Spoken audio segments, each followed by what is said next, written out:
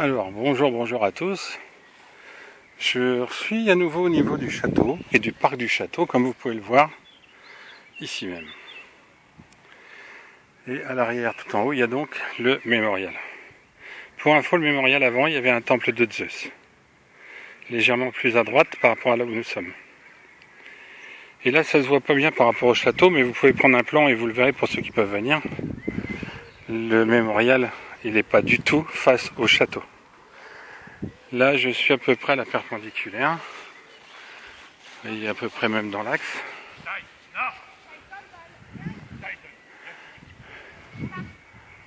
Là, on est dans l'axe. Et dans cet axe un peu plus bas, il y a 3 roues de moulin enfouies à quelques 10-15 mètres de profondeur. Et ces roues de moulin, ben voilà, elles alimentent le château parce qu'avant il y avait un fort romain. Là ici sur l'arrière. Sur le devant, ben, vous verrez pour ceux qui viennent, ou à l'occasion d'une autre vidéo plus tard. Donc là voilà, je suis en perpendiculaire. Maintenant je me mets de l'autre côté, à la perpendiculaire, et vous regardez, l'axe du mémorial n'est pas du tout le même. Alors vous pourriez voir sur le plan. Tout ça pour dire quoi? Ben, c'est qu'en fait le mémorial il a été fait suivant l'axe des souterrains romains. Sur sa gauche, vous apercevez une lanterne qui s'appelle lanterne aux morts. Et cette lanterne où il y a de l'eau qui coule, qui est à 48 000 unités d'énergie, qui permet de soigner. Et bien en dessous, il y a 4 niveaux de sous-sol ennemis en fait. Et tout ça, ça a été orienté en raison des sous-sols qui avaient déjà en dessous des souterrains. Parce que ce qui vient de plus haut des hauteurs de dormant un peu plus haut, sur la gauche, bon vous voyez pas, il y a un bois, il y avait un castrum, et donc l'alignement vient du castrum en fait. Il y a des parallèles qui viennent du castrum. Et il y en a d'autres qui viennent de l'autre côté pour former un Y qui se recoupe à peu près là où je suis en fait. Et c'est pour ça que vous avez le canal, le petit chenal qui est ici, qui est en fait tout plein de verdure, tout plein d'herbe. Parce qu'il y a de l'eau qui vient de ces sous-sols, il y a de l'eau qui vient quelque part, là, à 2 niveaux, par là et par là. Et de l'eau qui n'est pas stagnante et qui vient des hauteurs, donc qui est très très riche. Et cette eau, elle fait tourner les roues de moulin qui sont là. Alors ça, c'était un petit détail par rapport à la position du château et du mémorial. Évidemment, aujourd'hui, officiellement, ils n'en savent rien, évidemment. Puisque pour eux, le mémorial, c'est fantastique, c'est la guerre, on fête la guerre. On fête la guerre, on fête les morts, en fait. Alors oui, bon, on peut honorer, mais sans fêter, quoi. Bref. Donc ça, et puis là, je vous montre aussi, juste devant moi, un orme qui est hyper torturé. J'ai une photo quelque part, donc je me rapproche pas exprès, parce que je voudrais vous montrer le long du chenal, qui est là donc avec les plantes. Je vais montrer un peu plus loin. Et puis il y a aussi un autre débat non philosophique que je voudrais avoir, avec, par rapport à l'œuf et la poule, spéciale dédicace à Chris, dans le sud. Allez, petite pause, il y a du monde. Allez, on reprend. Là, je suis sur la voie qui mène au mémorial, donc. Escalier, tout. Bon, dedans, il y a des choses. Mais surtout la guerre, quoi. Après, il y a quelques petits détails qui sont importants. Le chenal, je vous l'avais déjà montré. Par mauvais temps, je crois. Donc là, on va y retourner, parce que là-haut, on n'aura pas le temps dimanche prochain pour le solstice. On n'aura pas le temps de faire tout le tour. Avec les explications, il faudrait 5-6 heures, en fait. Il faudrait 5-6 heures. Alors, on va arriver près d'une vanne. Alors, ces vannes, évidemment, on va nous dire que elles sont tout récentes. Là, vous voyez un rebord en pierre. Et bien, juste exactement sous ce chenal, à cet endroit-là, il y a une intersection de souterrains transversaux et longitudinaux. Toute l'eau, là, on voit les roseaux, là, il y a plein d'eau ici. Ça stagne, pourquoi? Parce qu'elle vient d'en haut. Et qu'elle n'est pas canalisée, ça a été abîmé. Il y a des arbres qui poussent, des racines qui s'enfoncent. Et après on entend. Et vous apercevez ici une chute d'eau permanente, évidemment. Et ici donc une vanne. Alors qui fait peut-être plus tout à fait office de vanne. Je fais attention à mon téléphone quand même parce que à force de les perdre dans l'eau ou sur la pierre. Bon. Alors je vous emmène sur ce chenal pour parler des bains de siège. Mais on va voir plus tard. Alors, en attendant, je voudrais faire donc le clin d'œil à Chris par rapport à l'œuf et la poule. Est-ce que c'est la poule ou l'œuf en premier? Alors à supposer, la première supposition, comme l'univers est très bien fait, c'est que ce soit la poule ou l'œuf, c'est comme l'homme et l'enfant, ils arrivent au même moment. Et que l'enfant sans les parents n'est rien, n'a pas les références, n'a pas la capacité d'interpréter les choses. Donc l'œuf vient pour moi après, sachant que par ailleurs, pour que l'œuf donne un poussin égale 2, 2 poussins égale 3, n'est-ce pas? Mais pour qu'il donne un poussin, il faut qu'il soit couvé. Et s'il est de cette forme, c'est qu'il peut être couvé que par la poule. S'il n'y a pas de poule, l'œuf ne peut pas déjà être pondu, mais ne peut surtout pas être couvé. Imaginons qu'il arrive là par hasard, il ne pourrait pas être couvé. Et s'il n'est pas couvé, il n'éclot pas. Malgré Hadès et le magnétisme terrestre, il ne pourra pas éclore dans de bonnes conditions. À savoir l'amour maternel. Si la poule était là avant, la poule est là avant, c'est quand même relativement facile, c'est que la poule, même si elle disparaît, elle n'a pas, comment dire, la poule, si la poule est là avant l'œuf, donc il n'y a pas de souci, évidemment la poule elle est là avant l'œuf. Si elle était là après, enfin elle peut pas, pour être là après l'œuf, il faudrait que l'œuf puisse éclore et pousser normalement. Donc bien évidemment. Alors après, il reste la question, comment la poule est arrivée en premier? Je dirais que comme l'homme, et comme les historiens n'ont pas d'hypothèse valable, ni juste, c'est difficile à reconcevoir le début. C'est le problème de la création. Donc Chris, si tu m'entends quand tu me suivras, sache que pour moi, l'œuf est bien évidemment après la poule. Tout comme Adam et Ève, qui est un mythe, certes, qui désigne les civilisations légitimes, n'empêche qu'on n'a jamais parlé qu'il y avait un enfant tout seul qui s'était retrouvé là, parce qu'il faut aussi l'éducation, il faut aussi la découverte sexuelle, comme le reste d'ailleurs, et donc il faut un homme, une femme au début. D'où les civilisations légitimes, mais ça j'en parle dans mon 3e bouquin. Donc voilà, pour l'œuf et la poule, à mon sens, vite fait, parce qu'on va pas non plus passer 3 heures là-dessus. Ça serait idiot. Bon, on a longé l'air de rien le chenal et on arrive à un endroit particulier, mais je l'ai déjà dit dans une autre vidéo, en visite du château. On arrive à un endroit où les gens se baignaient, faisaient des bains de siège.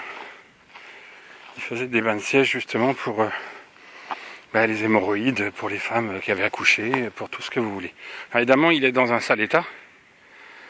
Il y avait 3 niveaux et ça permettait donc de se tremper. Mais ces canaux ont aussi servi, il y en a un autre mais qui est aujourd'hui disparu, ont aussi servi non pas seulement à voir les canards, mais à transporter le bois qui venait des hauteurs. Parce que tant qu'à faire, au lieu de transporter le bois, on le fait flotter. Hein. Les bûcherons le savent partout, on le fait flotter. Pour le faire descendre là où il faut, quand il faut. Donc les canaux étaient beaucoup faits aussi pour faire flotter et faire descendre le bois des hauteurs, puisque le bois vient des hauteurs. Comme l'eau. Hein. Et puis l'eau, on la laisse pas descendre pour la remonter après. On la capte sur le passage. Allez, je fais une toute petite pause, je regarde un petit peu le problème que je m'étais donné. Alors je vais vous emmener, encore une fois, puisque je l'ai déjà dit, j'ai fait une vidéo déjà vous montrant un peu les souterrains dormants et du parc du château, comment c'était fait. Là on arrive au temple où il y a Sainte Rita qui surplombe un temple Apollon. Alors entre deux je vous parle vite fait de solstice dimanche prochain. Et je vous parle aussi de cette fameuse éclair que j'ai eu hier par rapport à l'atelier de terrassement romain et le siècle des Lumières. Parce que figurez-vous que l'atelier de terrassement romain, quand on le fait, et j'ai cette sensation et cette intuition depuis le début. Regardez une belle croix faite pour moi. Et des plumes noires de corbeau. Cet éclair hier, en gros, c'est quoi? C'est que l'atelier de terrassement romain, en fait, c'est l'ancêtre. C'est l'ancêtre de la mini-pelle. Eh oui, c'est l'ancêtre de la mini-pelle. Et si, pour ceux qui ont déjà conduit une mini-pelle, vous vous rendrez compte que quand vous creusez, votre mini-pelle elle a tendance à avancer si vous la calez pas. Donc c'est autotractant. Pour ce qui est des Romains, c'était autotractant. Donc la mini-pelle, au niveau des inventions, il n'y a pas plus de mini-pelle inventées que le reste. Ça découle de tout ce qui a déjà été dit et fait. Vous voyez, Sainte Rita. Faites pas attention à la date, quoique. Elle a une dimension symbolique. Et donc cette mini-pelle, en fait, voilà, les Romains l'avaient déjà. Mais, alors, je vous montre dans l'autre sens. Mais du coup, comme il y a beaucoup d'autres inventions, comme le matelas et tout, qui viennent des Celtes, rappelez-vous comment, au niveau des pyramides, comment elles ont bien pu être faites. Et ça, je vous avais montré aussi, ce petit canal. Les pyramides aussi, elles ont été faites avec des palans, démultipliés, les poids. En fait, les Romains n'ont rien inventé non plus. Ça existait déjà. Et là, si j'en veux au siècle des Lumières, c'est parce qu'ils ont tous voulu, ils ont tous inventé, ils ont surtout inventé un système pour se gargariser, pour se donner bon air et pour se donner surtout des prix Nobel, des prix de celui qui invente des trucs. En fait, ils ne font que suivre les écrits qu'ils ont volés en Suisse pour les ramener à la bibliothèque de Yale, aux États-Unis, qui est donc la capitale sioniste du monde, bien avant Jérusalem, enfin qui est en passe de devenir l'ex-capitale, puisque Trump fait du boulot. Enfin, lui et d'autres évidemment. Bon, là je vous amène ici parce que bon, c'est pas coupé, mais ici il y a les temples dédiés aux autres dieux grecs, enfin soi-disant dieux grecs, qui représentent surtout les divinités, ou tout du moins les personnes vénérées et respectées, les ancêtres. Donc pour revenir aux inventions, en fait le siècle des Lumières, ils se sont donné le droit d'être des bons, d'être des gens géniaux, mais en fait tout simplement parce qu'ils ont eu accès au plan et aux écrits. À partir de là, c'est quand même un peu plus facile de dire des choses et de soi-disant inventer des choses.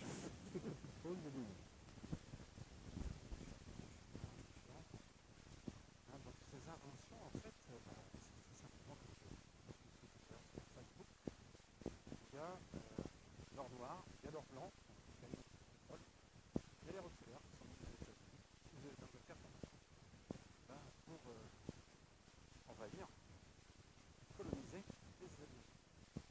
Le Portugal aussi, les Français un peu partout, les Anglais sur le nord. Bref, tout le monde voulait sa part de gâteau parce que je ne savais pas quoi faire de leur steak. Et je vous ferai un petit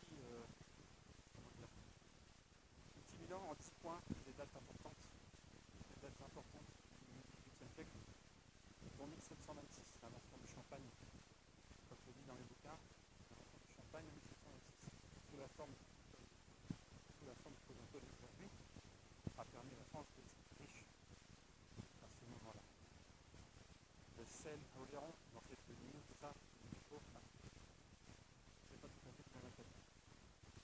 Mais vous avez 1726, un gros point. Donc il y a eu beaucoup d'argent à cette époque, moi je suis en train de comprendre avec un champ. À chercher du coton, je ne sais quoi, peut-être en Amérique.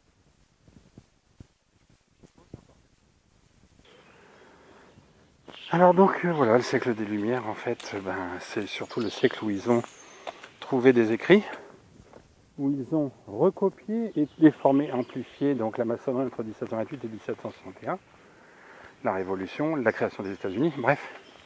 Tout ça vient du même point. Tout ça vient du même point. Donc vous comprendrez bien que... Ah, j'ai failli tomber. Il y a quelque chose ici. Et comme je dis souvent aux personnes que je vais voir, quand on trébuche comme ça, c'est qu'il y a quelque chose au niveau romain et tout ça. Il y a du monde. Il y a du monde et il y a des armes et tout ça, mais Roger nous en dira plus avec ce qu'il voit dans les images.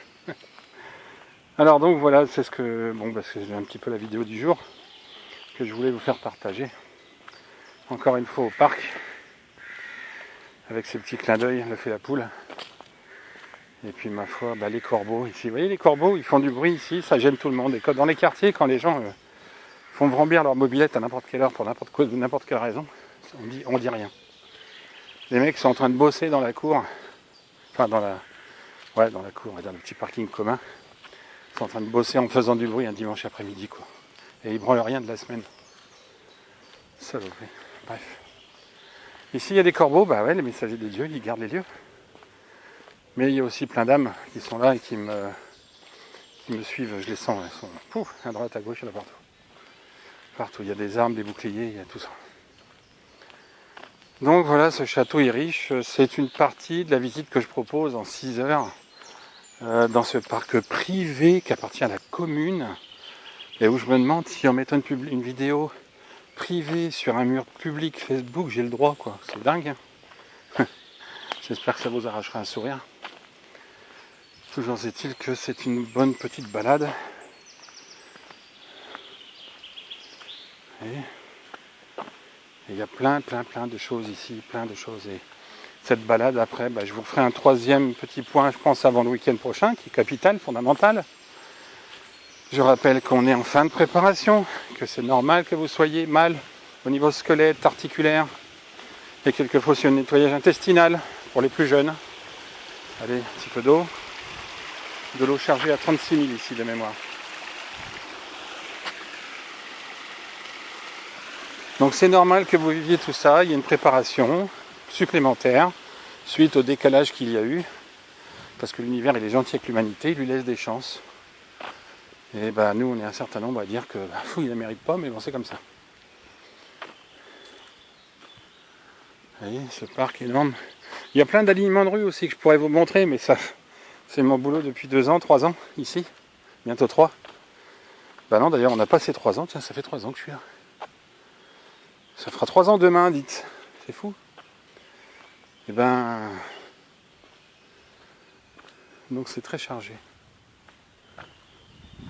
Et tout a été évidemment dévié. Dévié de chez dévié. Pas mal de plumes de corbeaux. Protecteur. Protecteur. Le corbeau, c'est celui qui vous protège quand vous allez quelque part et que ça devient dangereux. Si vous allez quelque part que ça devient dangereux, que vous entendez des corbeaux, arrêtez-vous, faites demi-tour. Ou changez d'orientation. Et cette statue du Christ, pareil, ça a été mis là. Mais du coup, il y a 2 arbres qui ont été virés. Et ces 2 arbres, c'est 2 des plus vieux du site.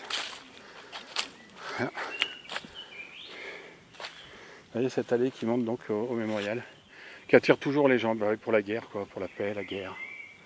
Parce que le reste, il n'y a personne pour faire une balade comme ça sur les arbres, qui délimitent, vous voyez l'orme en question là, il est gros, hein, des arbres qui délimitent en fait le chantier du départ, le séquoia initial, les 2 séquoias initiaux, qui délimitent l'axe du chantier, donc du château. Bref, donc c'est tout simplement énorme. Donc, je vous invite dimanche prochain à venir. On fera surtout au niveau des orcades, comme je l'ai dit dans la vidéo d'avant. Les orcades, donc le cercle autour de la pierre sacrée, des gaéliques, hein, le G qu'utilisent les maçons chez les compagnons.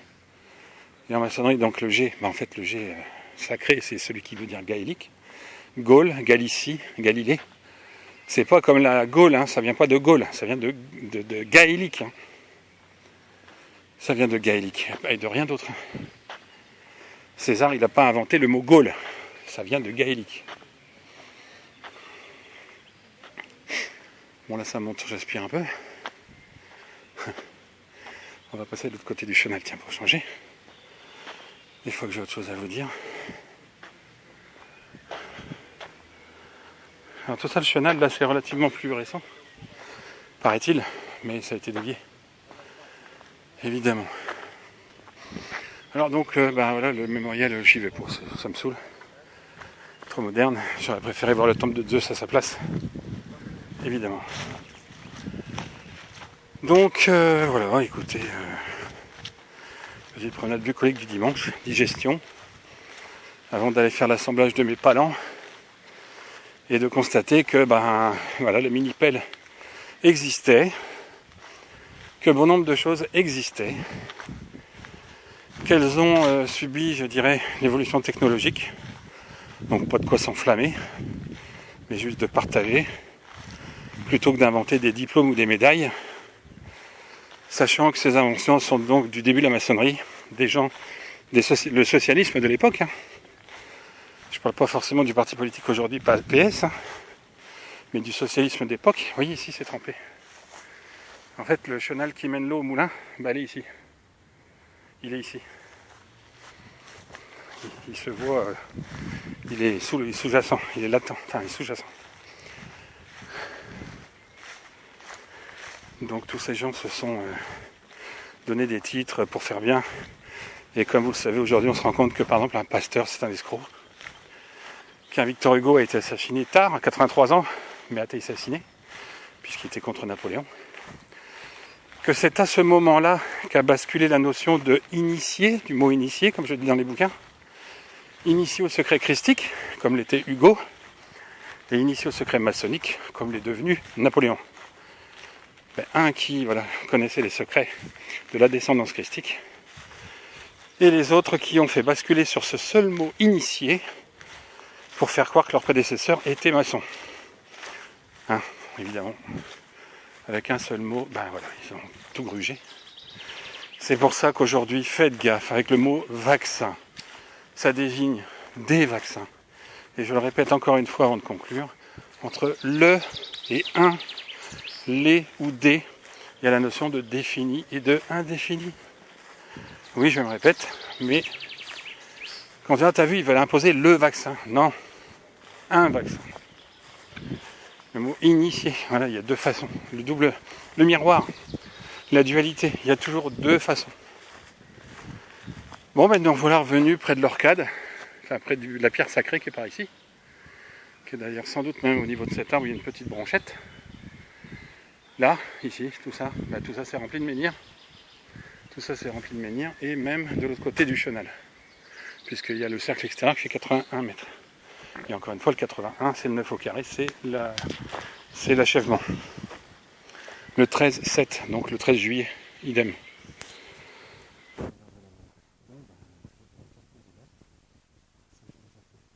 Ça plus vite que moi, mais c'est pas grave.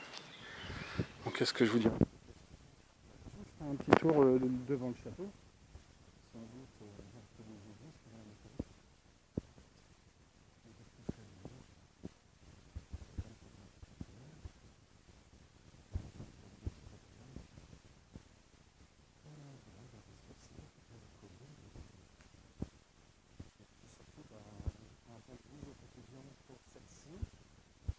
bien. On essaie de venir cette semaine sereinement, c'est la dernière a priori avant un grand changement. Et si jamais une fois de plus ça reculait, ça serait uniquement parce que l'univers veut bien que l'homme ait encore une chance. Uniquement. Mais en aucun cas, ça peut promettre que ça nous pose. Maintenant, il y a toujours chance que ce soit l'enfant pour une raison très simple, c'est que le temps presse par rapport à la suite. Et que le 4 juillet, le 14 juillet arrive, fête États-Unis, Amérique et France, et donc ça représente symboliquement beaucoup de choses. Donc soyez prêts, vivez cette semaine pleinement. Dimanche, essayez samedi ou dimanche, le solstice c'est 23h43 samedi. Donc samedi ou dimanche, faites quelque chose pour le solstice. Donc l'alignement du soleil, en espérant qu'il y en ait, qu'il n'y en aura pas partout. L'alignement du soleil avec les constructions assez anciennes comme les châteaux, les abbayes. Si vous avez des ruines d'une abbaye à côté de chez vous, essayez d'y aller même s'il pleut. Observez l'alignement du soleil, même si vous ne voyez pas, vous devez pouvoir l'activité, comment il est. Vous faites ça dimanche pour vous brancher au solstice, et au païen. Et puis dimanche, je vais essayer d'être rentré à 19, 19h30, puisque, voilà, c'est qu'il y a des chances que ça commence à 21h33, c'est-à-dire 3h33 du matin, aux États-Unis. On a fait exprès. Voilà pour ce qui est de quelques infos. Portez-vous bien. Et bonne semaine, bonne fin d'après-midi. Allez, bye.